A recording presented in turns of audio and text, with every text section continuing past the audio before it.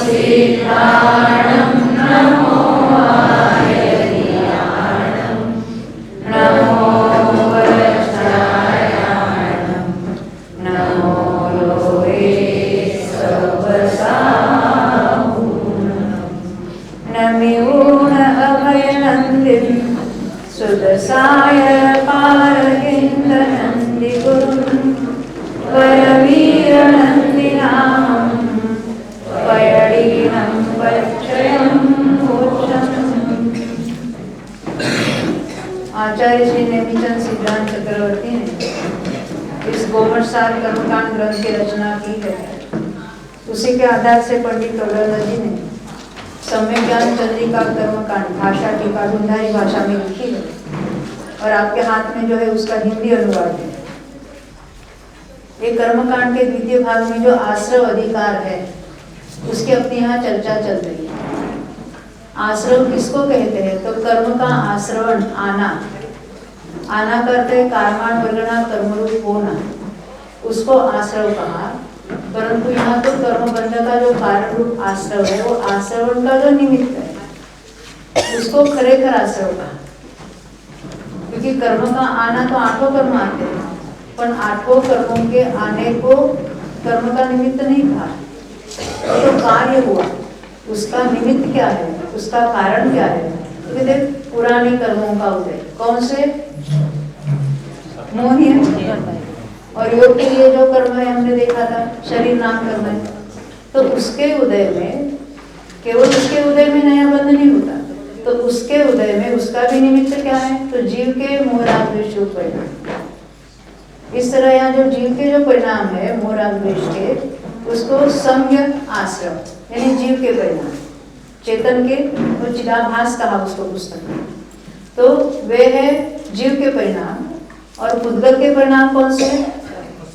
मोहिनी कर्म का उदय है या शरीर नाम कर्म का उदय है। शरीर नाम कर्म के उदय में यहाँ योग हो रहा है और योग में परमाणु का ग्रहण होता है।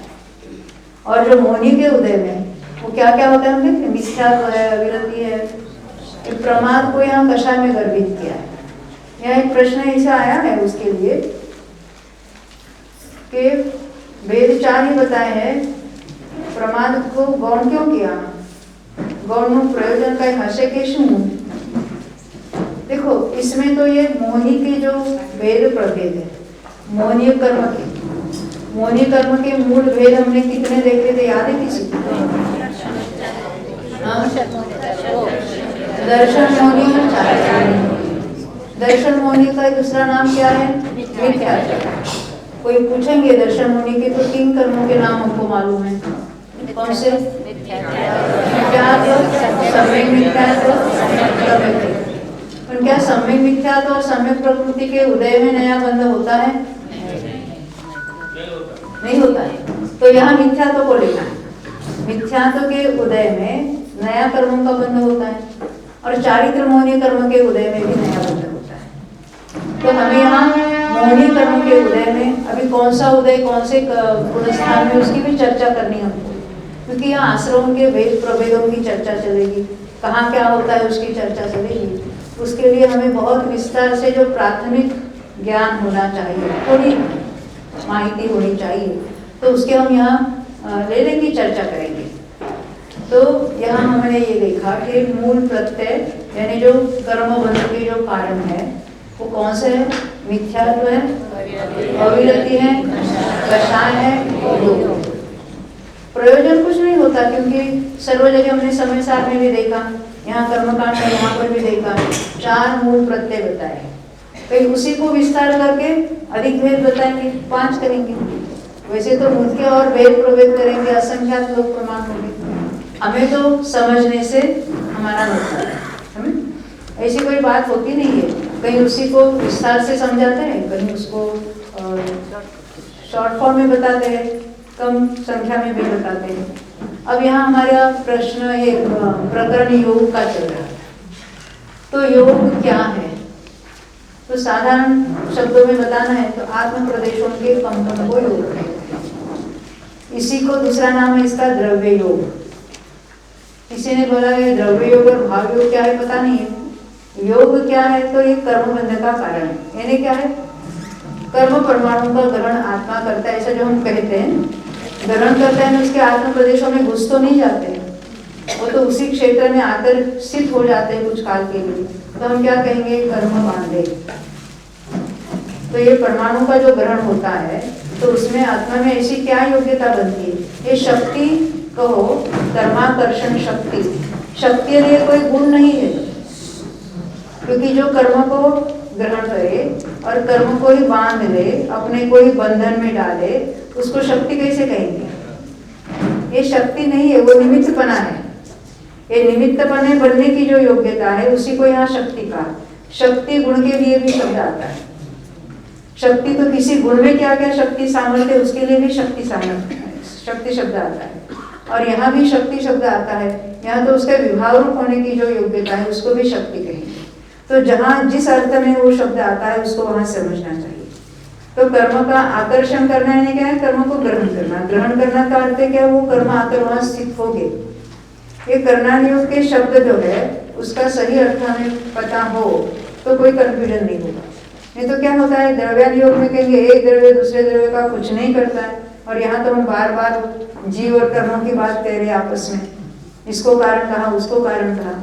ये निमित्त कारण समझना है। बार बार ये शब्द आएंगे, ये निमित्त नैमित्तिक संबंध होता है। तो ये निमित्त क्या होता है कि जिसको कुछ मालूम नहीं ना उसके लिए हम थोड़े दोहराते हैं। निमित्त नाम की क्या चीज होती है? तो इस विश्व में निमित्त नाम के कौन कौन से द्रव्य है? एक मिनट, और सभी है, नाम नहीं उनका निमित्त। निमित्त तो उसी को कहेंगे।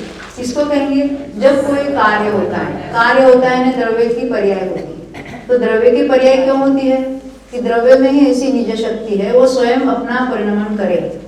यह परिणमति सकर्ता, कर्ता और कर्म जो बात आती है, कल भी बात आई थी प्रवचन में शाम को, कि ये प्रत्येक द्रव्य अपनी पर्याय का करता है। यानी प्रत्येक द्रव्य अपने परिणमन पर्याय रूप से परिणमन करता है, हर समय करता है। अभी उसमें वो सब सिद्धांत प्रवेशिका लगा लो, वस्तुत्व गुण के कारण वो अपना अपना प्रयोजन करता है, द्रव्यत्व के कारण वो निरंतर परिणमन करता है, आदि सभी बातें तो आपको मालूम है। तो यहाँ जो परिणमन हो रहा है उसी समय कोई अन्य द्रव्य, सभी द्रव्य परिणमन कर रहे हैं कि खाली जीव द्रव्य परिणमता है? तो सभी द्रव्य अपने से परिणमन करते हैं।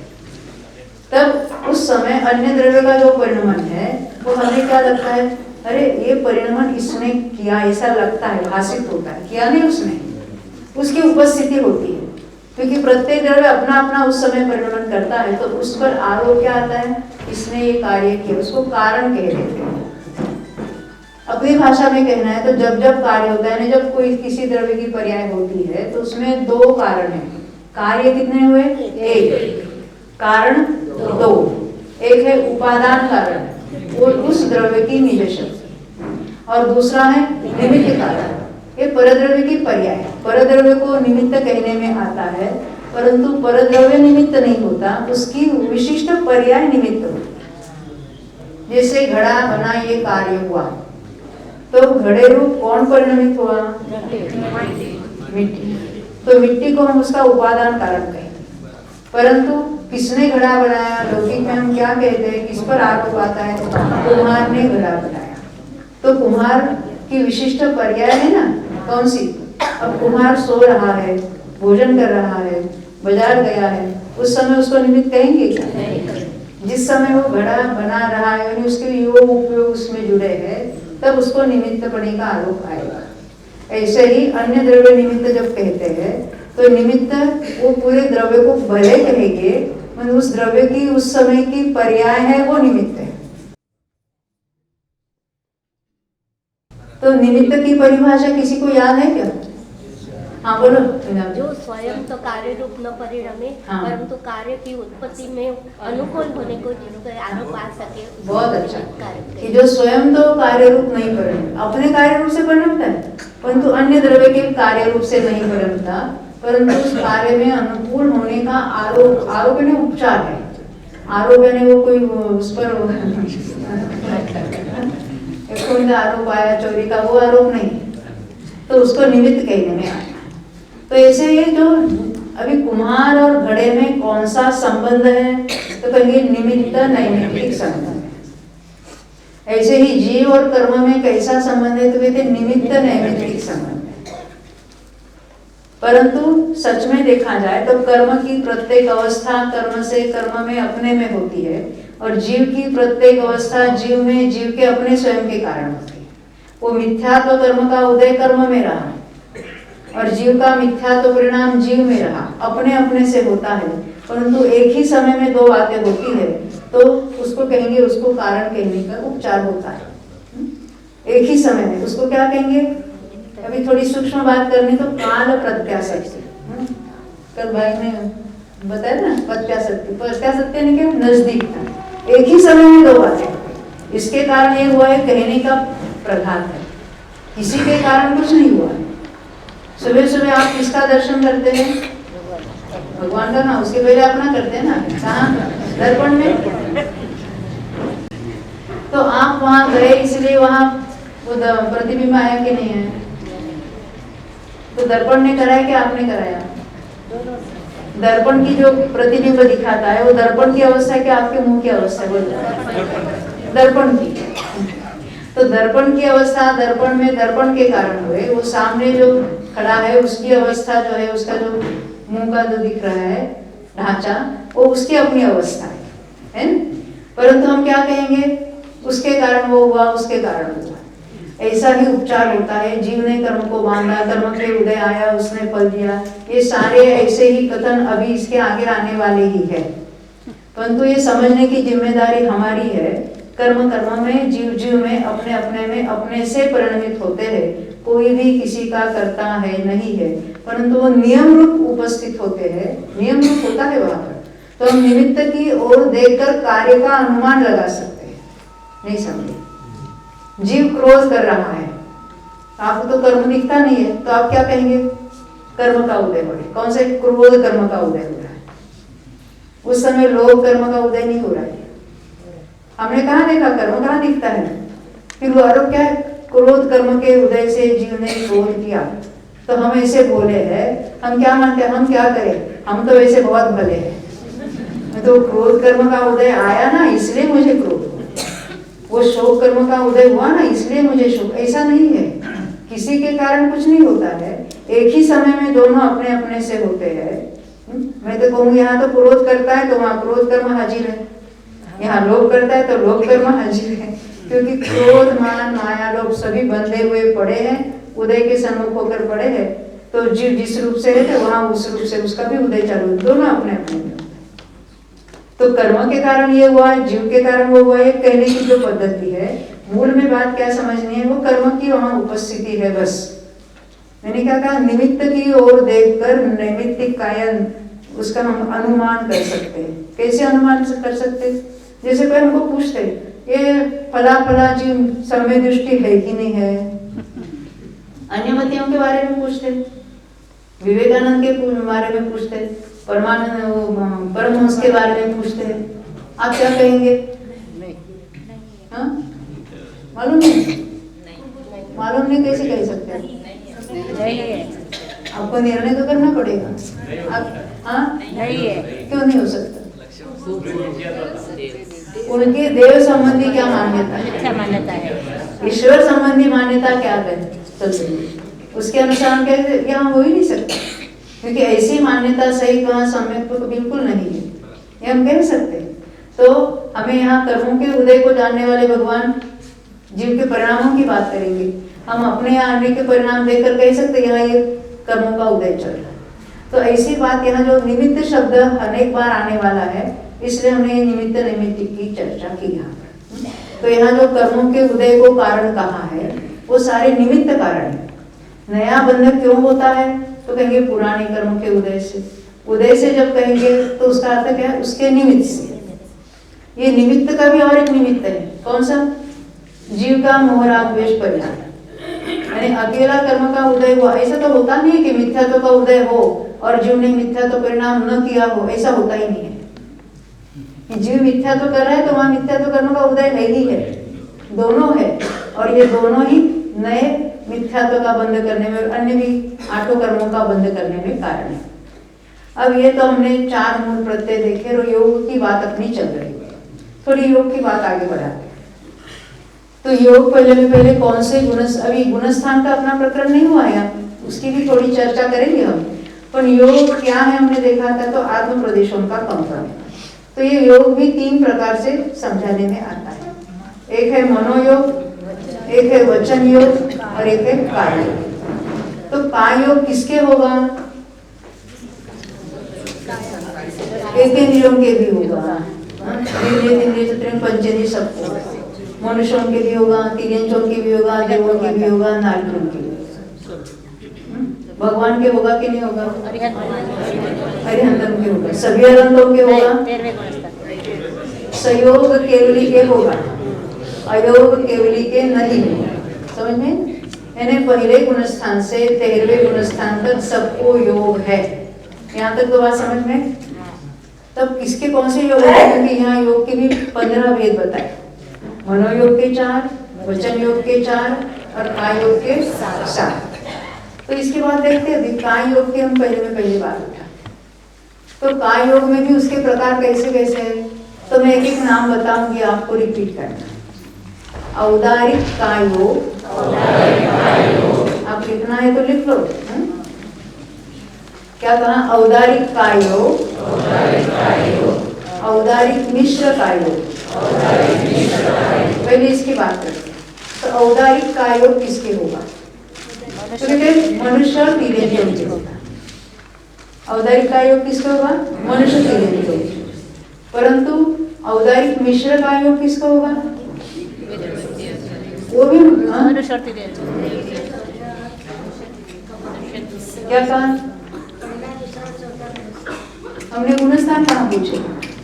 देखो अभी तो हम कौन से गति के जीवों को होता ही होगा, औदारिक मिश्र काय योग मनुष्य और तिर्यंचों के होगा। और ये मिश्र क्या बला है? तो उसके पहले हम देखते हैं, कोई जीव मरता है और दूसरे भाव में चला जाता है, तो बीच में उसको या तो सीधी गति से डायरेक्ट चला जाएगा, तो उसी यहाँ मरा और नेक्स्ट समय में वहां पहुंच गया, तो उसको यहाँ कौन सा मान लेते हैं? औदारिक काय योग था, मान लेते हैं।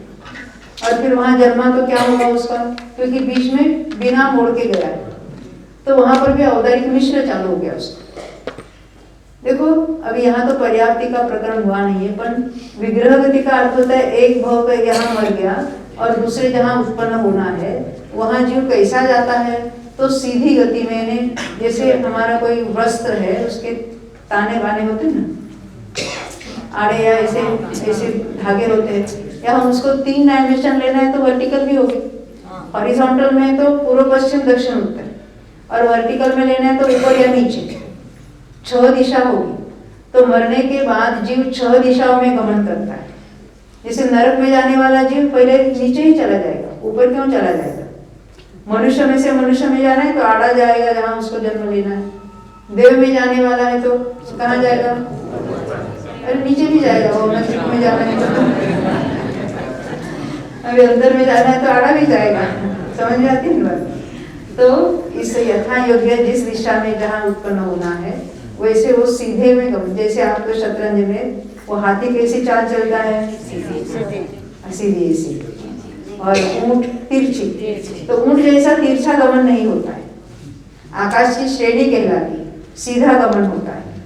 तो वो सीधा गमन उसी मान लेते यहाँ उसका जन्म मरण हुआ और यहाँ जन्मना है, तो सीधे में एक ही समय पर पहुंच जाता है बिना मोड़ के। और मान लेते यहाँ ये टेबल के इस कॉर्नर से उस कॉर्नर में उसको जन्म लेना है, तो तिरछा तो जा नहीं सकता, तो पहले ऐसा आएगा, फिर एक मोड़ 90 डिग्रीज में मुड़कर वहां पहुंच गया। तो एक ही सतह पर होता जैसे पेपर जैसे, और यहाँ से यहाँ जन्म लेना है तो यहाँ जाके एक मोड़ में पहुंच जाता। परंतु आप इमेजिन करो अभी उसकी कोई थिकनेस है और ऊपर के एज में जाना है, तो पहले एक मोड़ से यहाँ तक आया, दूसरे मोड़ से यहाँ तक आया और फिर ऊपर चले। तो कोई भी क्यूबिकल एरिया होती तो 2 मोड़ से अधिक नहीं लगते। लोकाकाश अगर क्यूबिकल होता तो 2 मोड़ में कहीं पर पहुंच जाता। पर आप देखो लोकाकाश के नीचे 7 राजू ऐसे तो बीच में एक राज्य है, फिर ब्रह्म स्वर्ग के पास 5 राज्य है, फिर ऊपर एक राज्य होता है। ये तो पूर्व पश्चिम हुआ, और दक्षिणोत्तर सर्वत्र 7 राज्यों हैं। अब कोई लोकाकाश के नीचे के किसी एंड में कोई सूक्ष्म जीव है, वहां रहता है, कृष्णाली के बाहर वाला, और ऊपर वो ब्रह्म स्वर्ग के पास वाला कोई बाहर, कृष्णाली के बाहर जन्म लेना है, ऊपर जाना है ना उसको पहले। तो पहले ऊपर ऐसे सीधा जाएगा ना बाहर से? बाहर से नहीं। क्यों नहीं जाएगा?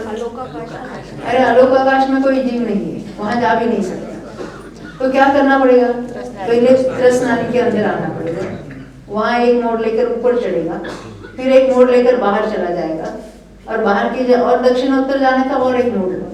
तो सूक्ष्म एक इंद्रियों के ही 3 मोड़ लगते हैं, बाकी हम आपको किसी को नहीं लगते।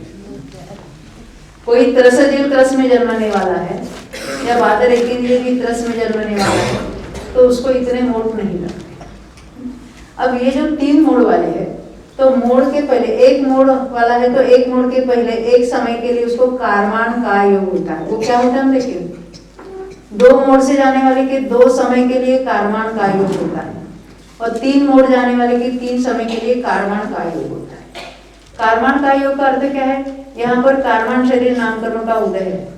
आप कहेंगे कारमान शरीर नाम कर्म का उदय अनादि से चल रहा है और 13वें गुणस्थान के अंत तक चलेगा, तो यहीं पर कारमान का योग क्यों कहा? ऐसे ही रूढ़ी है। यहाँ मात्र कारमान शरीर का, कारमान शरीर नाम कर्म का उदय है, औदारिक या वैक्रिक शरीर नाम कर्म का उदय नहीं है, तो शरीर के परमाणु ग्रहण नहीं कर रहे, इसलिए इसका नाम क्या है? कारमान काल। जब वहां पहुंचता है जहां जन्म लेना, वहां कोई रेडीमेड बॉडी तो है नहीं है, तो वहां जाकर शरीर कौन सा? औदारिक शरीर नाम कर्म का उदय चालू होता है, तो औदारिक शरीर के परमाणु भी ग्रहण कर रहे हैं। अब यहाँ कारमान के उसको मिश्र कहेंगे, इसलिए औदारिक मिश्र नाम है। ये कब तक होता है? ये 6 पर्याप्ति आपने कभी सुने होंगे नाम। तो पहले आहार पर्याप्ति होती है, फिर शरीर पर्याप्ति होती है, शरीर पर्याप्ति पूर्ण होने तक औदारिक मिश्र कायोग कहलाता है, उसके बाद औदारिक कायोग चालू हो जाता है। अब अगर एकेंद्रीय जीव है तो उसको ना वचन है ना मन है, तो उसको वचन योग भी नहीं है, मनोयोग भी नहीं है, तो उसके क्या होगा? शुरुआत में औदारिक मिश्र होगा और बाद में क्या होगा? औदारिक कायोग चलता है। तो उसमें एक औदारिक मिश्र और औदारिक का योग, 2 ही योग है, और किसी किसी को कारमान का योग भी होगा शुरुआत में। समझ में आती है?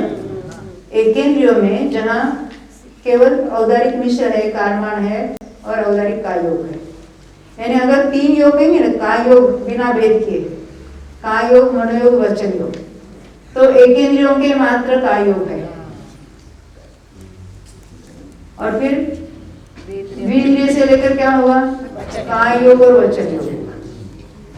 एकेंद्रियों का जो काय योग है ना, जितनी उनकी आयु है, शरीर पूरा पर्याप्ति पूरी होगी, पूरा औदारिक काय योग चलेगा। फिर से समझना, एकेंद्रियों में एक ही योग है, काय योग, शुरुआत में मिश्र और बाद में वो औदारिक काय योग। तो उनकी जितनी आयु होगी, किसी के अंतर्मूर्त होगी, और कोई पृथ्वी का एक होगी, उससे 22,000 वर्ष होगी, तो क्या होगा? उत्तरी के उतने पूरा उसका कायोग चलेगा। द्विइंद्रियों में क्या होता है? द्विइंद्रियों में कायोग भी है, वचन योग। जहाँ 2 या 3 योग होते हैं, मनुष्य में या संगी पंचेंद्रियों में 3 योग होते हैं, तो उनका कोई भी योग अंतर्मूर्त से अधिक नहीं रहता। कायोग से वचन योग, वचन से कायोग। द्विइंद्रिय जीव होगा तो क्या होगा?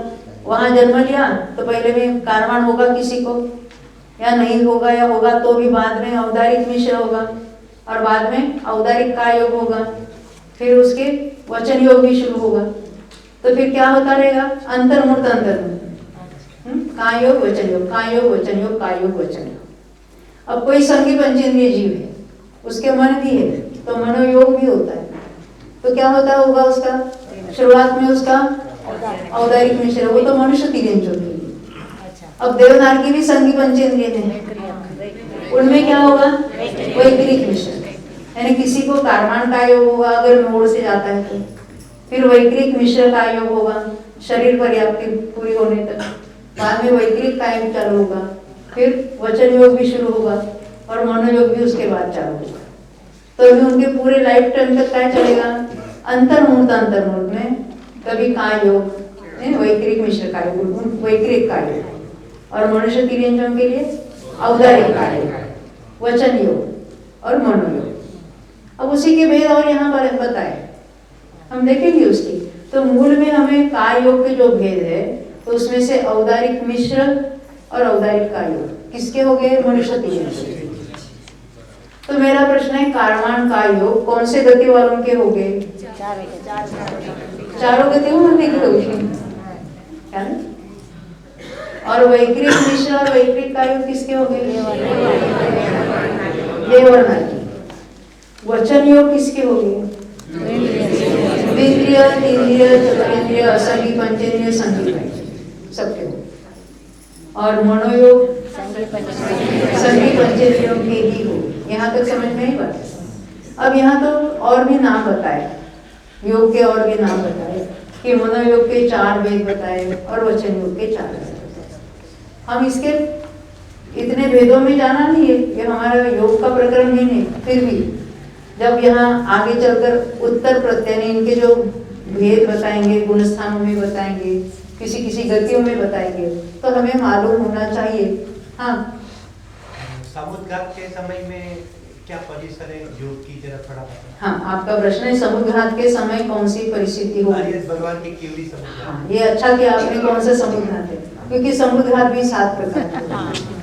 ये प्रश्न समझने के लिए हमें समुद्घात क्या होता है वो भी समझना पड़ेगा। तो समुद्घात किसे कहते हैं, तो आत्म प्रदेश, देह प्रमाण अभी है, तो आत्म प्रदेश मूल देह को छोड़े बिना, या आत्म प्रदेशों को बाहर निकलना, पूरे नहीं निकलते, कुछ मूल प्रदेश, मूल शरीर को छोड़े बिना है ना, मूल प्रदेश में तो है ही है।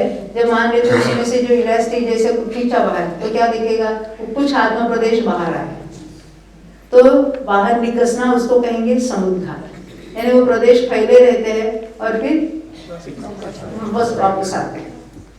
अभी समुद्घात भी 7 प्रकार के होते हैं, मालूम है कौन से? एक होते वेदना समुद्घात। वेदना के काल में आत्म प्रदेश मूल शरीर से थोड़े बाहर निकल सकते, एक प्रदेश से लेकर तिगुणे तक, ऐसे भी और ऐसे भी, हाइट वाइज नहीं। हाँ, तो उसको क्या कहेंगे, वेदना समुद्घात। उसका कोई प्रयोजन नहीं, वैसे ऐसे होते हैं। एक होता है कषाय समुद्घात। कषाय के काल में भी ऐसा ही हो सकता है, तिगुणे तक आत्म प्रदेश बाहर निकल सकते हैं, पूरे के पूरे उतने निकलना चाहिए, कोई जरूरत नहीं है। एक होता है वैक्रिक समुद्घात, यानी जो देव विक्रिया से, उसमें भी ऐसा होता है ना कि जो पृथक विक्रिया करते हैं, यानी मूल शरीर तो है ही है, आत्म प्रदेश उसमें तो है ही है, तो विक्रिया से एक अलग शरीर बनाते, एक क्या सैकड़ों भी बना सकते। जैसे अनेक नाम के देव है, सैनिक जाति के, तो एक जीव है, एक देव है, और वो सैकड़ों सैन्य तैयार करता है, यानी सैकड़ों ऐसे सैनिक तैयार हुए, सैकड़ों हाथी, सैकड़ों घोड़े। देवों में तो कोई तिर्यंज होते नहीं है, तो ऐरावत हाथी लेके आया था ना नीचे सौदर में, तो ऐरावत हाथी कौन से स्वर्ग का जीव है, वो तो अनेक नयन जाति के देव, उनके वाहन जाति के जो देव है, तो वो वाहन बनाते हैं, उनके वो विक्रिया से वैसा रूप धारण करते हैं। उनका अपना शरीर तो देवों के शरीर जैसा रेगुलर है, परंतु वो विक्रिया करके ऐसा रूप धारण कर सकते हैं। तो ये आत्म प्रदेशों से अनेक जो शरीर बने हैं, सभी में आत्मा के प्रदेश कंटिन्यूस है। जैसे शरीर जुदे जुदे दिख रहे हैं, वैसे आत्मा के टुकड़े टुकड़े नहीं होते। एक ही देव अनेक शरीर बनाते हैं, विक्रिया से अनेक शरीर बनाएंगे, तो उसमें आत्मा के टुकड़े नहीं होते, तो उसमें भी आत्म प्रदेश फैलते हैं, मूल शरीर में भी है और उसमें भी है, और फिर कुछ काल के बाद वो वापस आ जाए, अंतर्मुहूर्त के बाद वो मूल शरीर में आ जाएंगे, तो उसको क्या कहेंगे, वैक्रिक समुद्घात। ऐसे मनुष्य और तिर्यंज भी विक्रिया से शरीर बना सकते हैं। हाँ, अकेले रिद्धिधारी होनी नहीं, तिर्यंज मनुष्य भी बना सकते हैं। एक हो गए तो 3 हो गए ना, एक कौन सा हुआ पहला, ये पश्चात वैक्रिक समुद्घात। एक होता है मारणांतिक समुद्घात। मारणांतिक समुद्घात क्या होता है कि मरण के अंतर्मुहूर्त पहले, क्योंकि उसे अभी मरण के पहले आयु का बंध तो हो चुका है, क्योंकि आयु नेक्स्ट की एक आयु बांधता है जी, आयु बंध के बिना तो कोई मरता नहीं है, ऐसा नहीं कि आयु का बंध नहीं किया, मर गया और अभी 13 दिन तक इधर उधर घूम रहा, ऐसा कुछ नहीं होता है। ऐसा कोई महाभाव होगा कि जो आयु का बंध नहीं करता है? हाँ निशा, कौन है? हाँ, इसको चरम शरीरी कहते हैं, उसी भव में मोक्ष जाने वाले। क्योंकि आयु का बंध किया है तो बस मरण के बाद उस भव में जाना ही पड़ेगा। श्रपक श्रेणी वही चल सकते हैं जिन्होंने आयु का बंधन नहीं किया है। वर्तमान तो मनुष्य आयु चल ही रही है और वो जितनी है उतनी समाप्त करके निर्वाण होने वाला है, पर अगर उसने देवायु बांधी तो श्रपक श्रेणी नहीं चलेगा। हाँ, श्रम श्रेणी चढ़ के उतर सकता है, देव में जाएगा फिर मरकर। तो यह है मारणांतिक समुद्र। तो मरण के एक अंतर्मुहूर्त पहले जहां जन्म धारण करना है वहां तक प्रदेश फैल सकता है। वहां तक पूरे प्रदेश फैलेगी जरूरी नहीं है, परंतु हमने देखा जैसे जैसे जिस मोड़ से जाना है उसी मोड़ में उसके प्रदेश फैले रहते हैं। और अंतर्मुहूर्त के बाद क्या होता है, वो मूल शरीर को छोड़कर पहले मोड़ तक जाएंगे सारे प्रदेश, फिर वहां से दूसरे मोड़ तक जाएंगे और वो प्रदेश वैसे ही फैले रहते हैं। तो इसको कहते हैं मारणांतिक समुद्घात। एक होता है आहारक समुद्घात। आहारक वृद्धि वाली जो छठे गुणस्थानवर्ती मुनिराज है, जिनके पास आहारक और आहारक शरीर नाम कर्म जिन्होंने बांधा है, उसके उदय में ये आहारक का योग होगा उनको। तो आहारक का योग और आहारक मिश्र का योग में क्या होगा, उस जाति के आहारक शरीर संबंधी परमाणु का ग्रहण होगा आहार वर्गणा का, और उससे आहारक शरीर बनेगा। तो आत्म प्रदेश मूल शरीर में भी है और उसमें भी है। और वो आहारक शरीर के साथ कहाँ गए वो मुनिराज, तो जहाँ वन जंगल में गिरी गुफा में बैठे वहीं पर स्थित है। और आत्म प्रदेश और वो नया जो शरीर बना है वहाँ जहाँ तीर्थंकर विराजमान है, यहाँ जहाँ कुछ जिनालय की वंदना करने वहां तक जाके वापस आ जाते हैं और फिर मूल शरीर में प्रवेश करते हैं। और आहारक शरीर का वो विघटन होकर वो चला जाता है। उसको क्या कहेंगे, आहारक समुद्घात। इसको देखा जा सकता है, आहारक शरीर देख सकता है। आहारक शरीर तो सूक्ष्म है, जैसे वैक्रिक शरीर से भी सूक्ष्म है।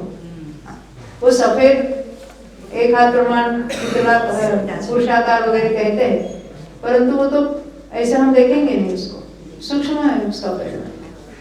हमने देखा तो बीच में कोई पर्वत आते हैं क्या कुछ, उसमें से भी आर पार चला जाए।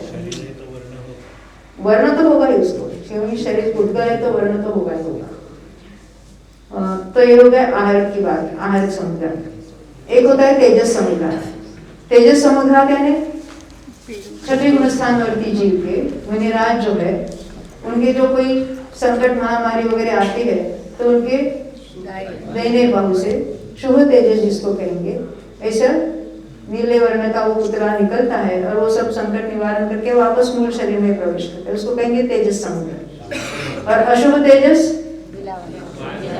वाय कुंभ से निकलता है, वो सिंदूर के आकार का ऐसा कलर का होता है और वो पूरा वहां भस्म करता है, 9 योजन तक फैल सकता है और वहां का पूरा भस्म करके, जैसे द्विपायन नदी की कथा सुनी है, मूल शरीर में प्रवेश करता है। अभी ये तो कैसा उन्हीं के परिणाम अनंतानुबंधी जैसे हो गए, मिथ्यात्व में चले जाते हैं और वो स्वयं भी भस्मसात हो जाते हैं। ये अशुभ तेजस समुद्घात। अब एक रहा वो कौन सा है, केवली समुद्घात। आपका प्रश्न उस संबंधी था। प्रश्न क्या था, ये समुद्घात क्या है वो आपने समझा, अभी इनका प्रश्न समझो। हाँ पूछो जी। केवली समुद्घात के समय कौन से योग बनेंगे, कौन से योग बराबर। अभी केवली समुद्घात जो है ना, वो तो पहले समय में क्या होता है, दंडाकार प्रदेश फैलते हैं।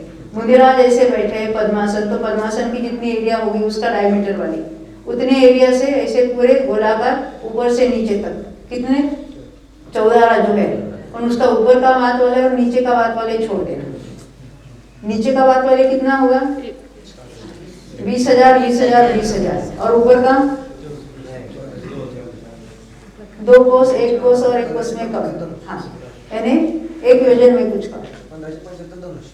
हाँ वो 1575 धनुष किसका, अंतिम हाथ वाले, 3 हाथ वाला है ना ऊपर, 1 योजन में उतना कम, 425 का। तो इतने इसको छोड़कर बाकी पूरा एक दंडाकार खंभे जैसे फैलते हैं प्रदेश, उसको कहेंगे दंड समुद्घात। उस समय उसके कौन सा काय योग है, तो औदारिक काय योग है। दूसरे समय में क्या होता है, दंडाकार है, ऐसे जहां ऐसे पूर्व की तरफ मुंह है तो दक्षिणोत्तर ऐसे फैलते हैं आड़े, उतनी ही डायमीटर वाले ऐसे आड़े फैलेंगे। कहाँ तक, हाथ वाले के पहले तक, आउटर हाथ वाले को छोड़कर, तो उसको कहेंगे कपाट समुद्घात। कपाट समुद्घात में औदारिक मिश्र काय योग है एक ही समय के लिए।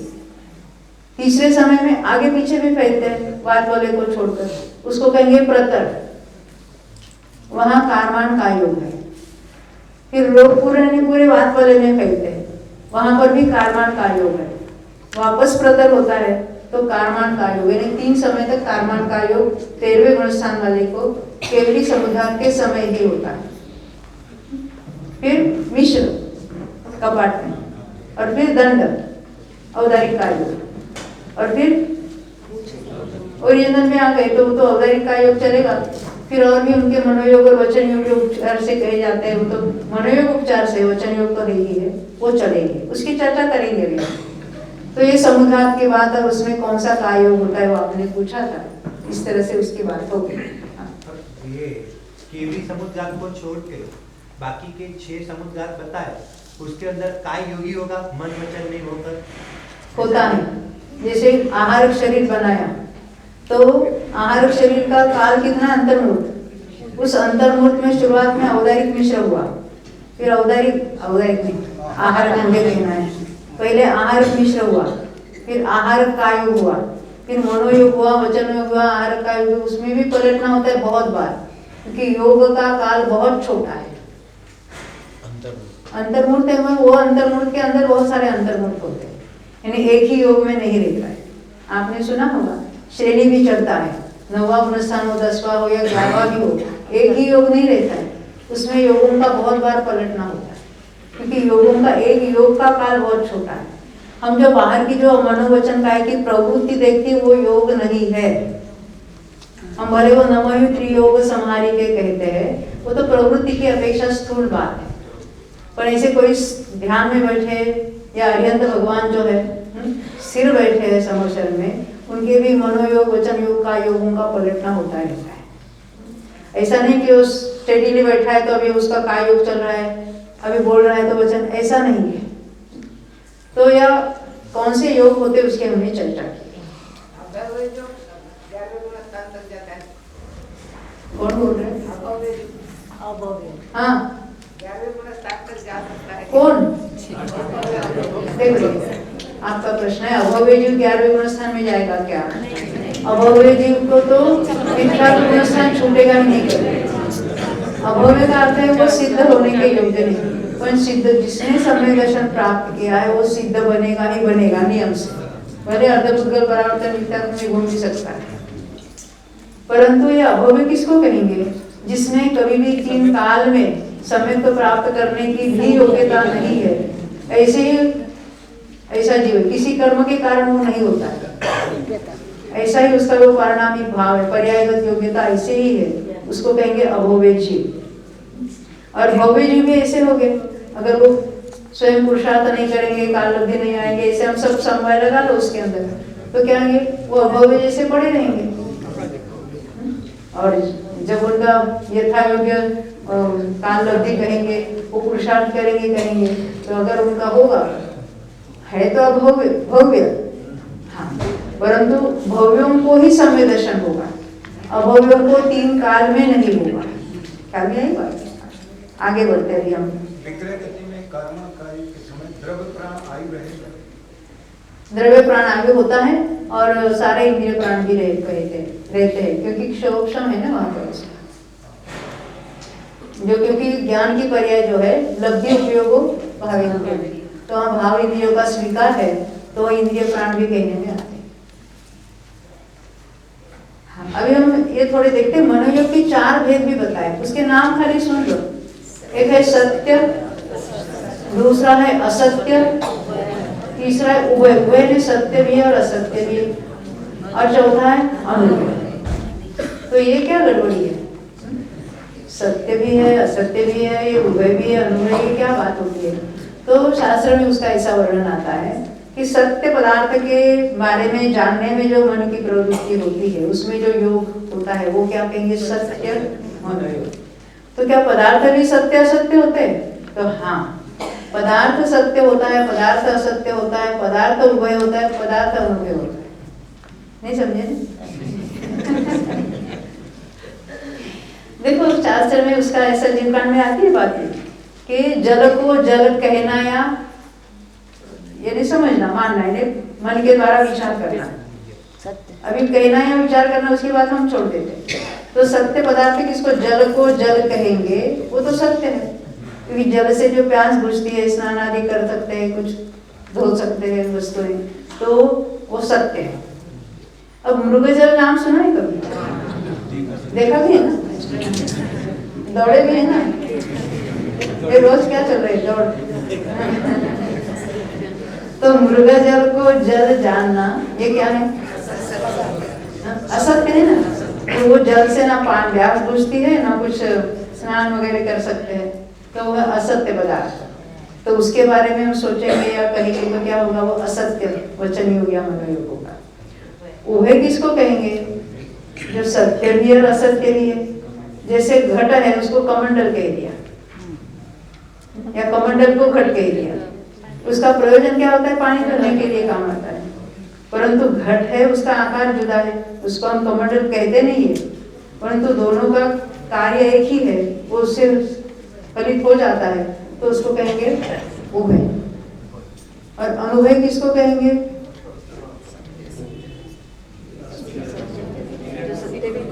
असत्य में कुछ भाषित ही नहीं हो बराबर, उसके बारे में कुछ तो है, इतना समझ में आया, क्या है क्या नहीं कुछ नहीं कह सकते, तो उसको हो गया अनुभव। इस तरह से इसके भेद किए जाते हैं। उसके डिटेल में जो हमारा अभी विषय नहीं है, वो योग मार्गना में हमने यहाँ भी विस्तार से लिया है। अपना यहाँ इतना ही प्रयोजन है कि 4 प्रकार के मनोयोग हो गए। किसको हो गए? संगी पंचम योग। 4 प्रकार के वचन योग हो गए। किसके हो गए? ये 2 इंद्रिय को 4 प्रकार के नहीं होते, उसके तो अनुभव वचन योग होता है, और बाकी 3 है वो संगी के। क्या में आती है ना? अब काय योग के तो हमने देखा था। कारमान काय योग किसके है? एक इंद्रिय से लेकर संगी पंचेंद्रिय तक और 4 गतियों के लिए होता है, ये तो हमने देखा था। अब थोड़ा एक प्रश्न है, कारमान काय योग का जरा गुणस्थान देखते हैं। कारमान काय योग का अर्थ क्या है? एक भाव से मरा है और उसी गुणस्थान के साथ वो अन्य भाव में गया है, तब उसके कारमान काय योग में वो गुणस्थान होगा। तो मिथ्यात्व के साथ मरकर मिथ्यात्व के साथ जन्म लेता से कोई ले सकता है कि नहीं? अरे अनादि से वही करते हैं। तो कारमान काय योग में एक मिथ्यात्व गुणस्थान हो सकता है। सम्यक्त्व के साथ मरकर अन्य भाव में सम्यक्त्व के साथ जाएगा, ऐसा होगा कि नहीं? कोई होगा। तो चौथा गुणस्थान भी होगा। तीसरा गुणस्थान होगा कि नहीं होगा? जिसका अभ्यास है उसे मालूम है कि तीसरे गुणस्थान में मरण ही नहीं होगा। तो वहाँ कारमान काय योग में तीसरा गुणस्थान होने का सवाल नहीं है। दूसरा हो सकता है कि नहीं हो सकता? हो सकता है, क्योंकि सासाधन के साथ कोई मरकर अन्य भाव में सासाधन के साथ जा सकता है। नरक में नहीं जाता उसकी बात है, परंतु जा सकता है। अब मेरा प्रश्न है, 5वां 6ठा 7वां वगैरह गुणस्थान होंगे कि नहीं होंगे कारमान काय योग में? नहीं, क्यों नहीं होंगे? क्योंकि यहाँ मनुष्य या तिर्यंच 5वें गुणस्थान वाला है। कोई मनुष्य मुनिराज है 6ठे 7वें गुण से, ऊपर के 11वें तक नहीं है, तो उनके मरण के समय तक वही गुणस्थान है। और मरकर कारमान काय योग यानी देव में गए, चौथा, तो कौन सा गुणस्थान होगा? चौथा, है ना? तो 5वें से लेकर आगे कारमान काय योग नहीं होगा। तो कारमान काय योग में गुणस्थान कौन से होंगे? पहला होगा, दूसरा हो सकता है, चौथा हो सकता है। अभी हमने देखा था केवली समुद्र, 13वां गुणस्थान भी हो सकता है। 13वें गुणस्थान में केवली समुद्र में प्रतर, लोक पूरण और फिर प्रतर, 3 समय के लिए कारमान काय योग हो सकता है। यहाँ तक समझ में आई बात कि बहुत टफ हो रहा है? एक गुणस्थान क्या होता है वही मालूम नहीं, तो हम कैसे कहेंगे कौन सा गुणस्थान? कारमान काय योग में 5वां रहेगा? 5वां नहीं रहता। 5वें गुणस्थान के साथ कोई अन्य भाव में प्रवेश नहीं करता। मरण के समय तक उसका 5वां गुणस्थान है, भले वो तिर्यंच हो या मनुष्य, और मरते ही वहां कौन सा शुरू हुआ? 4था गुणस्थान, देव का पहला समय। सम्यक दृष्टि देव में जाएगा, समय दृष्टि जीव देव में जाएगा। अभी वो 5वें गुणस्थान वाला तो देव में ही जाएगा, 4थे गुणस्थान वाला सम्यक के साथ कहाँ जा सकता है? देव और नार के मनुष्य में आएंगे। मनुष्य क्षायिक समय दृष्टि क्षणिक राजा जैसे होगा तो पहले नरक में जाएंगे, और वो कोई मनुष्य क्षायिक समय दृष्टि पहले चिरेंजा मनुष्य बांधी हो तो भोग भूमिका मनुष्य होगा। अभी उसके डिटेल में तो अपना ये विषय है ही नहीं यहाँ पर, सम्यक तो लेकर वो कारवाण काव्य में प्रवेश कर सकता है, बस इतना हमको देखना है। ये गुणस्थानों को भी थोड़ा सा विचार करेंगे। पहले हमने ये सब मनोयोग और कायोग के भेद देखे। ये योग के बारे में कोई प्रश्न है तो पूछना, नहीं तो हम आगे बढ़ेंगे। गुणस्थान में योग कौन से बताए थे? केवली समुद्घात में, केवली समुद्घात में औदारिक कायोग और कारवाण में प्रतर, लोकपूरण और प्रतर 3 समय के लिए कारवाण कायोग रहता है। यानी उसमें कारवाण कायोग में क्या हो रहा है? शरीर के परमाणु का ग्रहण नहीं हो रहा है, बस इतना ही, इतनी बात है वहां पर। कर्म का ग्रहण तो वहां पर ही है। औदारिक मिश्र के अंदर आहार मतलब औदारिक संबंधी और कर्म संबंधी दोनों परमाणु ग्रहण करते हैं, दोनों है। वैसे तो कर्म का तो हर समय चल रहा है, पर इसको कहेंगे रूढ़िगत। ये जो किसको कौन सा योग कहना, ये उसको रूढ़ी से वैसी बात चलती है। यानी आगम में तो ऐसा ही कथन आता है और हमें वैसे उसको समझना है। वहां मात्र कर्म का ग्रहण है, शरीर का नहीं है, इसलिए कारवाण का है। और जब कर्म का तो हो ही रहा है, शरीर का भी शुरू हुआ है, इसलिए औदारिक मिश्र या वैकृत मिश्र या आहारक मिश्र का। अभी गुणस्थान को समझने के लिए भी मोहनीय कर्मों के उदय कहाँ कितने होते उसको देखना पड़ेगा। उसी को तो प्रत्यय कहा है ना यहाँ पर। प्रत्यय में मोहनीय कर्म के उदय के स्थान है और गुणस्थान भी उसी से बनते हैं, क्योंकि गुणस्थान की परिभाषा किसी ने याद की ना, अभी हमारे कौन एक कोई, सभी नहीं, सामूहिक। आप बताना चाहते हैं? मोहन एवं निमित्ते जेमा थवाड़ी सत्ताने चारित्र गुणी थवाड़ी तात्म्य रूप अवस्था ने गुणस्थान क्या कहा इन्होंने कि मोह और योग के निमित्त से, ये निमित्त बताया। अब किसमें हो रही अवस्थाएं? तो जीव की श्रद्धा चारित्र गुण में होने वाली तारतम्य रूप अवस्थाओं को गुणस्थान कहते हैं।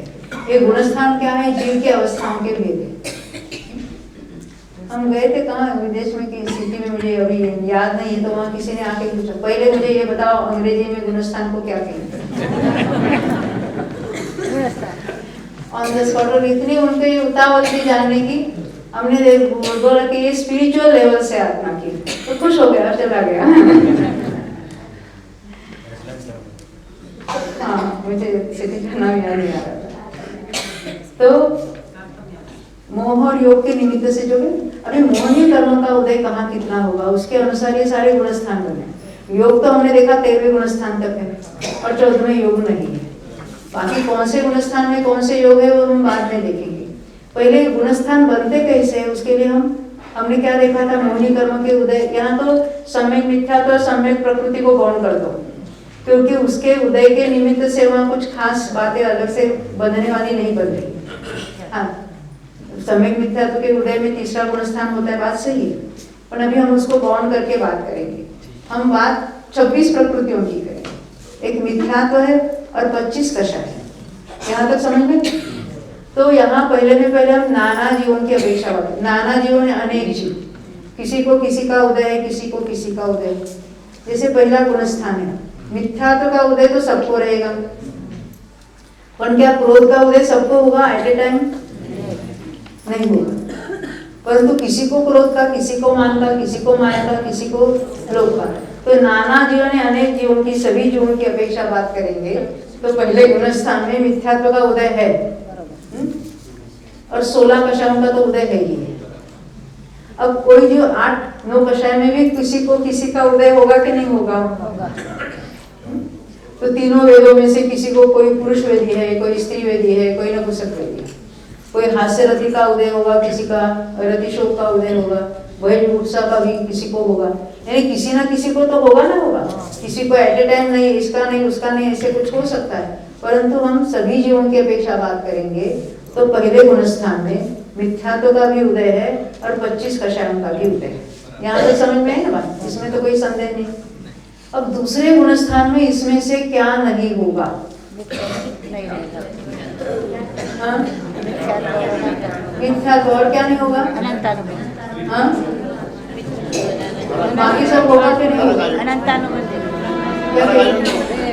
नरकायु मोहिनी की प्रवृत्ति नहीं है, हमने मोहिनी में से देखना है, मिथ्यात्व और 25 कषाय में से देखना है।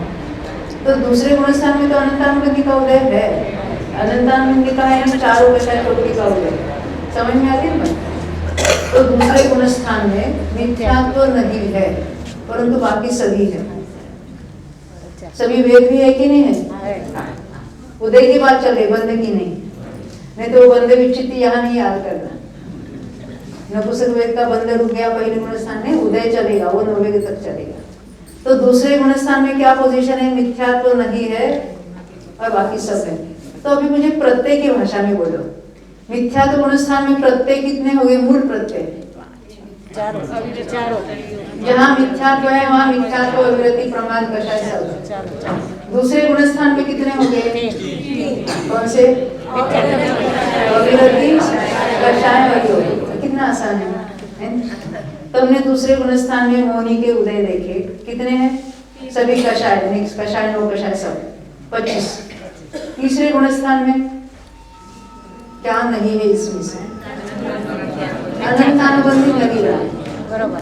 सम्यक मिथ्यात्व का उदय होता हुआ हमने उसके पहले से बाउंड रखा है, उसके बाद हम नहीं करेंगे। 5।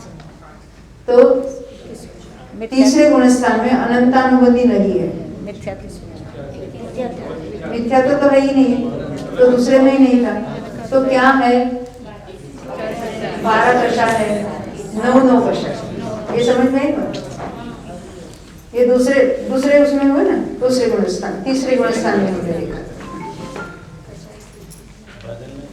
हाँ नहीं, अभी चल रही है।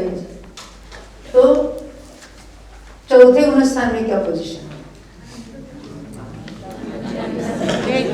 वही से तो अनंतानुबंधी नहीं रहा, पर अप्रत्याख्यानावरण है ना? तो जब तक अप्रत्याख्यानावरण है तब तक अविरति है। पूरी 12 के 12 अविरति कब तक है? जब तक अप्रत्याख्यानावरण है। तो अविरति कहाँ तक होगी? पांचवे में अप्रत्याख्यानावरण नहीं है, पर प्रत्याख्यानावरण है, तो उसमें अविरति के हम भेद करके समझाएंगे। फिर से सुनना, पहले गुणस्थान में मिथ्यात्व भी है और 25 कषाय भी है, एक कर्म सब। दूसरे गुणस्थान में मिथ्यात्व नहीं है, अनंतानुबंधी सहित यानी 16 कषाय 9 कषाय। तीसरे गुणस्थान में अनंतानुबंधी नहीं है, मिथ्यात्व तो पहले ही निकल गया है। तो कितने रहे कषाय? 12 कषाय और 9 कषाय। ये तीसरे। चौथे में भी अनंतानुबंधी नहीं है, 12 कषाय ने अप्रत्याख्यानावरण है, प्रत्याख्यानावरण है, संयोजन, यानी चौथे गुणस्थान तक अविरति है। मिथ्यात्व मात्र मिथ्यात्व गुणस्थान में था, तो दूसरे में भी अविरति है, अविरति, कषाय और योग। तीसरे में भी अविरति, कषाय और योग, और चौथे में भी अविरति, कषाय और योग। यहाँ तक समझ में आई बात? पहले गुणस्थान में कितने प्रत्यय थे? 4। दूसरे में, तीसरे में, चौथे में 3। अब पांचवे की बात करते। यहाँ भी कौन सा कषाय चला गया? अप्रत्याख्यानावरण चला। अप्रत्याख्यान का अर्थ क्या? अ यानी किंचित, प्रत्याख्यान यानी त्याग, और आवरण यानी नहीं होने देते, थोड़ा भी त्याग नहीं होने देते, अनुव्रत भी नहीं होने देते, उसको क्या कहेंगे? अप्रत्याख्यान। वो कहाँ है? चौथे तक है, तक। पांचवे में कौन सा है? प्रत्याख्यानावरण और संयोजन। तो प्रत्याख्यान यानी त्याग और आवरण यानी नहीं होते, यानी पूरा त्याग नहीं होने देते, थोड़ा होने देते, एक निमित्त की भाषा है। हाँ, जीव ही नहीं करता है, वो कर्म ने कुछ नहीं कराया उसको। तो प्रत्याख्यानावरण का उदय है, संयोजन का उदय।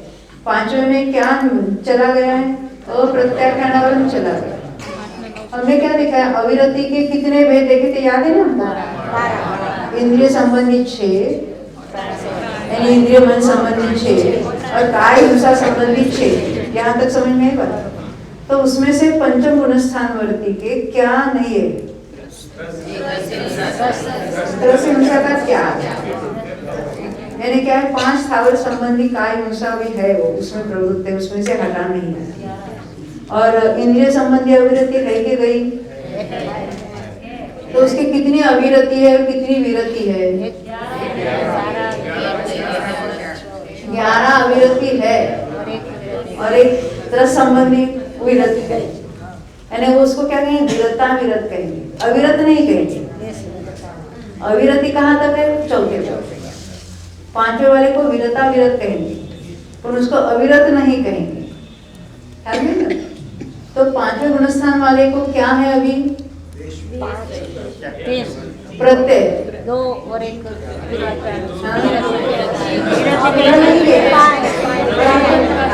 परंतु अविरति नहीं है, यानी पूरे अविरति नहीं है, विरता विरति, समझ में आई बात? तो वहां उसको विरता विरत कहेंगे, अविरत नहीं कह सकते, असंयमी नहीं कहेंगे, संयमा संयमी कहेंगे। अविरति कहाँ तक है? अभी उसमें हम गिनेंगे, उसके 11 अविरति है, उसके जब भेद करेंगे तो कहेंगे 11 अविरति है और एक वो विरति चाहिए। और कषाय कितने रहेंगे अभी उसको? 5वें गुणस्थान 8 कषाय और 9 यहाँ तक समझ में। अब छठे 7वें गुणस्थान की बात करेंगे, अभी है ना 2 मिनट। छठे गुणस्थान में कौन सा कषाय नहीं रहा अभी? प्रत्याख्यान भी चला गया, अभी मात्र संज्वलन कषाय है। तो संज्वलन कषाय है, क्रोधमान वायु, और क्या है? 9 कषाय है।